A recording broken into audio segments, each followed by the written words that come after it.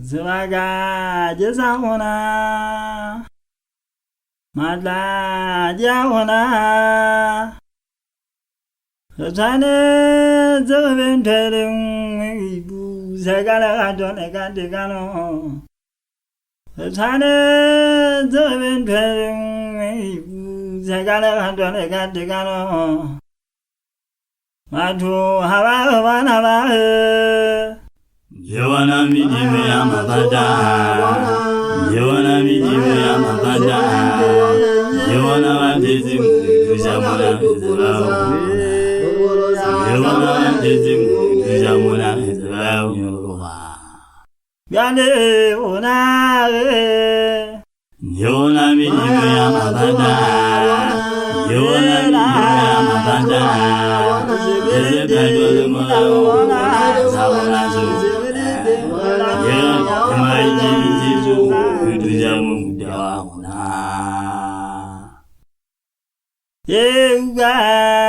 Yawana miji ya mabada, Yawana miji ya mabada, Yawana watezi mujamuna mizrao, Yawana watezi mujamuna mizrao yoruba. Najat mela zeva gaifumana Mama kala imamela njale pega no yalo le fanze wi huje ga mamela mai kudole mina hano sogoloa njale ndanga phela njale mona ga phela njale wi hu munze ona ga phela Wenja jatane jiba khulu haphala usiku busabusela bukaya buko kathimula khakhang hele ka phenye kolla tsaika wa hale ka kome hariya thethepala sesutu bua ba hute huta athega ba sothole soto hangelele fela manga sai bantsantsi de Yeuga Yawana miji ya mabada, Yawana miji ya mabada, Yawana watezi mujamuna mizrao, Yawana watezi mujamuna mizrao. Yendele mwele divade bado fame lazini mili zane kao sokale tekao nale mole mo pejango na lady de amaruwe yala ga bere wo na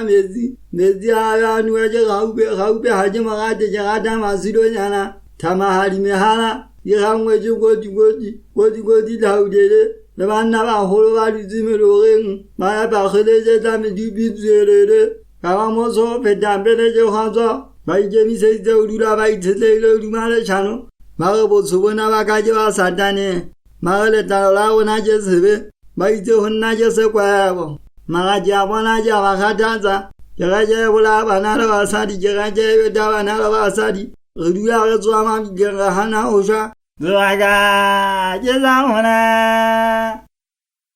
Mala jahona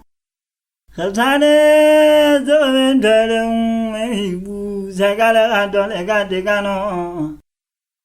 Khalsane zoventelum ibu Zagala adone gandigano Matu hawa Yawana miji ya mabada, Yawana miji ya mabada, Yawana watezi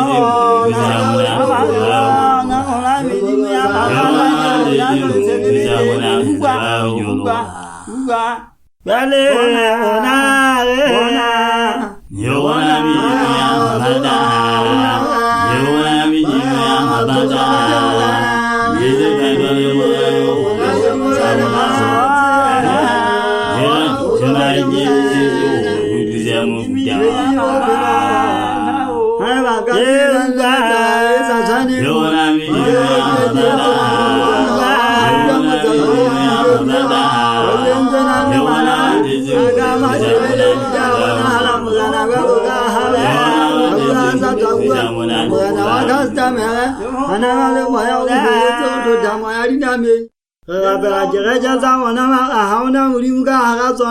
Hava vada mata mela bela bela vada wala gale sago laga moya mulu mum ဝန်ကောင်ဟောဆွဲဖက်ထိုင်စဉ်ကြလဲလွယ်လေးမေရီဒီကလည်းကနာဝဲကဖတ်တယ်မတာဖလာမထောက်ကော